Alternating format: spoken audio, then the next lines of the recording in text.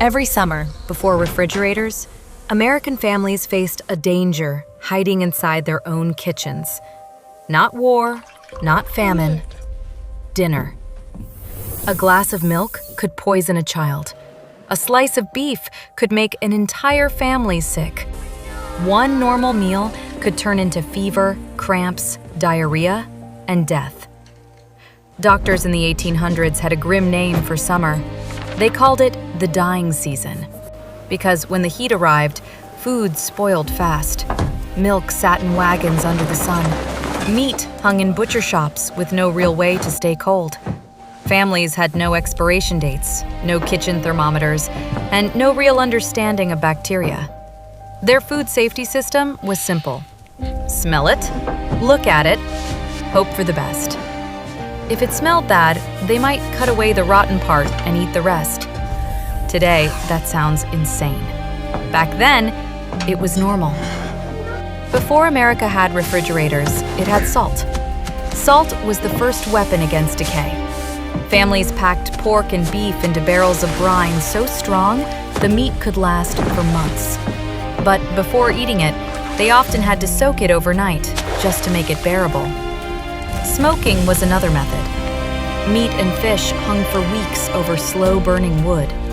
It worked, but it also meant a lot of food tasted like campfire. Root cellars helped with potatoes, carrots, apples, and turnips. Spring houses helped keep butter and milk cool if a family lived near cold running water. But these methods had limits. They could help food survive winter. They could slow decay. But fresh meat in July? Milk in August? That was still a gamble. Then came one of the strangest business ideas in American history.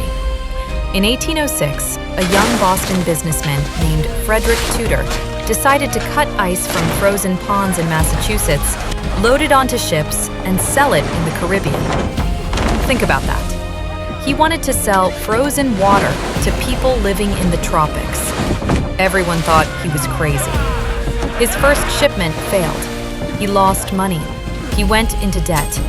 At one point, he even ended up in debtor's prison. But Tudor refused to quit. He learned how to pack ice in sawdust so it melted more slowly. He built ice houses in hot ports. He gave free ice to bartenders because he understood one powerful thing. Once people tasted a cold drink, they would want another one. And he was right. Soon, New England ice was traveling to New Orleans, Havana, Jamaica, and even India. Frederick Tudor became known as the Ice King. But his real achievement was bigger than selling ice. He changed what people expected from daily life.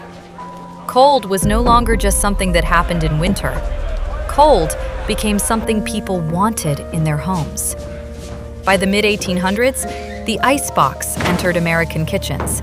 It was not a refrigerator. It was an insulated wooden cabinet with a block of ice inside. The Iceman delivered fresh ice, and families used it to keep milk, butter, meat, and leftovers cool. It helped, but it was not safe enough. The ice melted.